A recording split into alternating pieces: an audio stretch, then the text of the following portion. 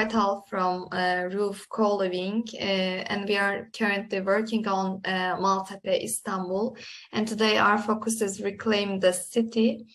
And I want to briefly explain who is Roof Coliving. So Roof Coliving works with the dream of establishing common living spaces where people with different identities and disciplines can live together. And it can be a public space or a living unit. We aim to build unique bridges with learning and design methods to produce collective, just and sustainable solutions between local governments and youth for urban issues. So we are organizing Participatory Cities program, which aims to increase citizens' civic participation in the urban design processes and decision-making processes. It was carried out with İzmir Metropolitan, Nilüfer, Eskişehir Metropolitan, and Ayvalık Municipality before. Today I will focus on our Participatory Cities program in Istanbul, Maltepe, that positions citizens as social designers and collaborate with Istanbul Planning Agency and Maltepe Municipality also. We had these questions in our minds. So how can we co-design just sustainability and climate-related dialogue places that brings people together in public spaces with sustainable design principles? We had an open call to co-design with volunteer citizens and youth between the ages of 18 and 29. We asked them some questions to get them know and understand their positions and motivations to reclaim their city for just transition and raising awareness around climate-related issues that are rarely discussed in our country just because of other focus points. So I want to briefly explain how PCP is working. So we have two phases: concept design and implementation design. In concept design phase, we started our concept design phase on 9th of August and organized 5 days face-to-face event in Istanbul Planning Agency campus and Maltepe, and also Postane, a social initiative in Istanbul. So we are still continuing our phase. And for us, community is key in every project, so it's crucial to build it on solid foundations for quality of experiment. So we also have capacity building related with social design, placemaking, sustainability and design perspective, and also some inspirational talks, some placemaking activities like creative mapping to discover and reveal the potentials and dialogues and focuses in site, and probably we will have a participation fair soon. So in Maltepe infill area, which is our site, we divided into some groups like social, natural, and built environment, and experience it as individuals and also groups, and take those insights and blended and harvested those. And in the last day of this 5 days, we held a co-design workshop on how and what we will establish the climate dialogue in Maltepe infill area. The participants are taking their designs and thinking on their dialogues with the climate still, and what is their focus, or does it have a sustainable social impact, and what is the main concern for them. So we are giving some feedbacks as mentors or local governments or the community itself. So let's take a look at the group's design. So firstly, this group is mainly focusing on parents and kids and how they can raise their awareness on climate-related issue via an interactive game, which is with the openable boxes. And this 1 minute, Sıla.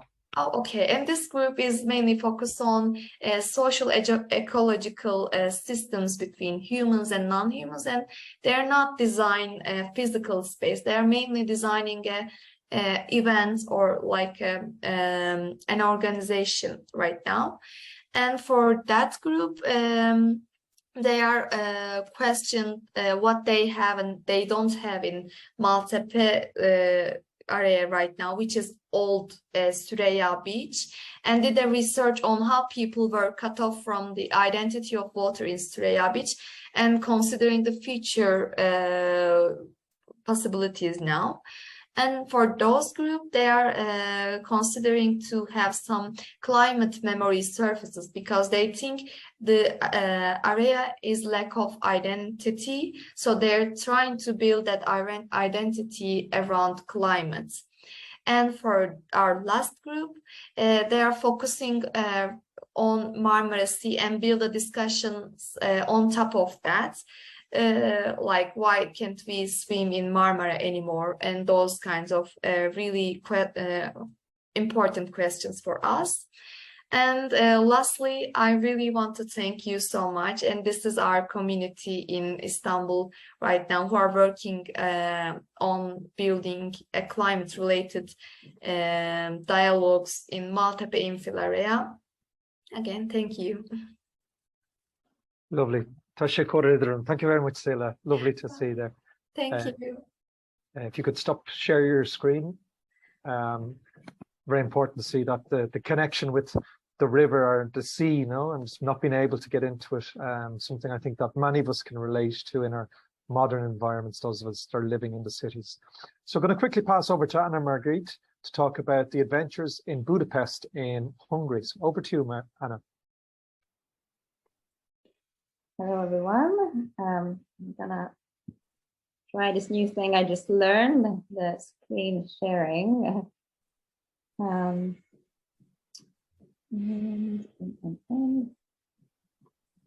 right, is it working? Perfect. Okay. So we're in Budapest, Hungary. And it's a quite new project that we started actually a year and a half ago. And it started with the question of what should we do with an 8,000 square meter plot in a city center, which is quite an unusual question that anyone has to ask themselves, because it's rare that someone without a big investment or without having any structure behind them can just actually do something on a piece of land.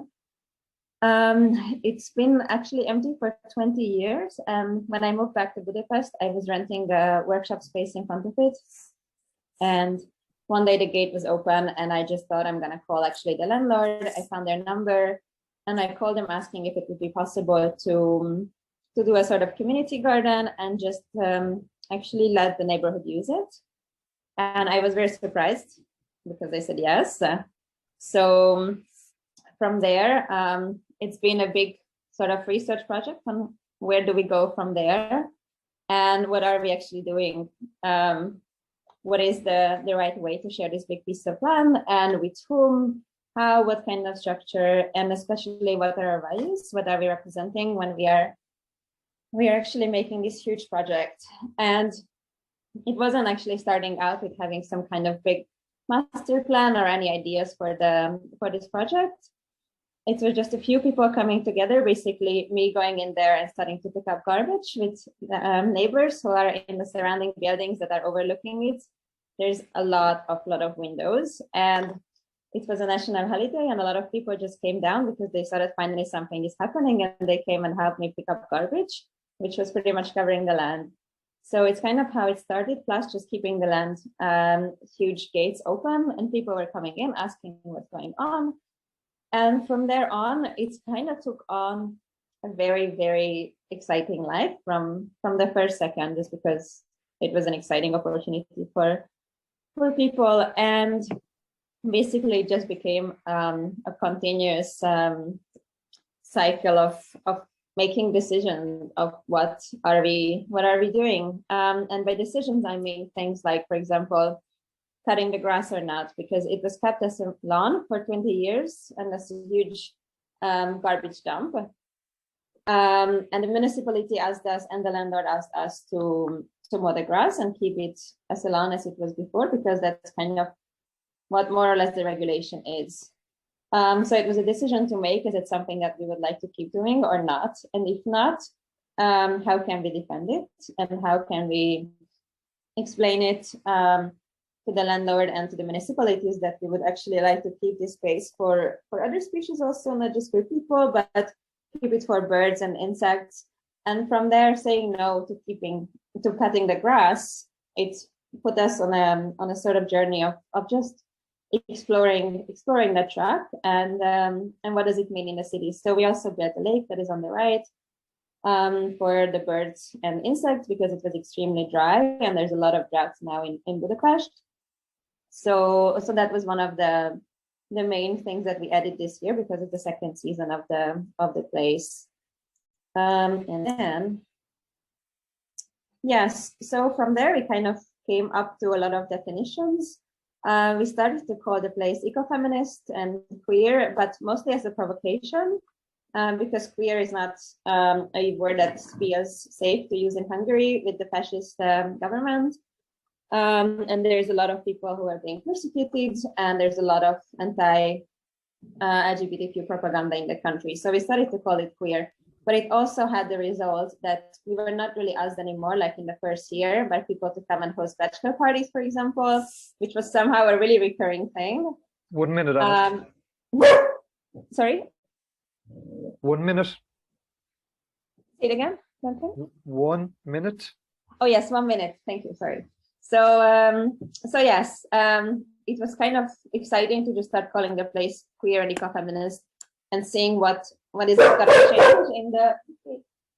Sorry, there's a fighting loud dog. So how is it going to change people's perception of the place, besides that it being a provocation also to what is not supposed to be allowed here? And then we started to go on from there and explore what ecofeminism mean and have a lot of events and conversations around that.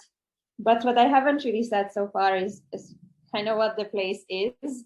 So I tried to make a slide of what is actually happening here on the ground. So we have open hours, a lot of events, birthday parties of neighbors. We're doing urban farming. There is a picture of the lake building happening, self-defense classes. The bottom right is how the land looked after the first 2 months of us being here. And also I didn't mention so far, how is it managed? So I started this whole project alone, and very quickly it very organically grew into a team around us.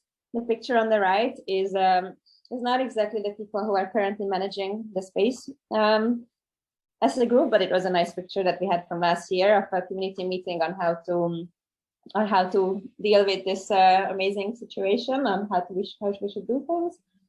But currently the management system is that we are trying to write down some core values that we have, that we all agree on. And we have the idea to share the responsibilities monthly rotating. So every month someone is going to be the main emergency contact and dealing with things like when local kids come and set the land on fire, or all kind of financial accounting jobs that we are doing. So now the idea is that we are monthly rotating and someone else is going to be the main contact while we are still making decisions together. We have a group chat where we post whatever questions we have. We have a Facebook page and emails. We get at least 5 emails or messages every day that have to be answered by just people asking if they can come and do their birthday party, or if they come and park their car inside for a day. And we have this sort of base core value document along which we decide if something is yes or no. So we don't have to actually set up a meeting for everything. So yeah, that's how it's working now. And then a lot of other pictures that I could not choose from. So just some other exciting things happening here that I wanted to show quickly. Okay, I think I probably ran out of time by now.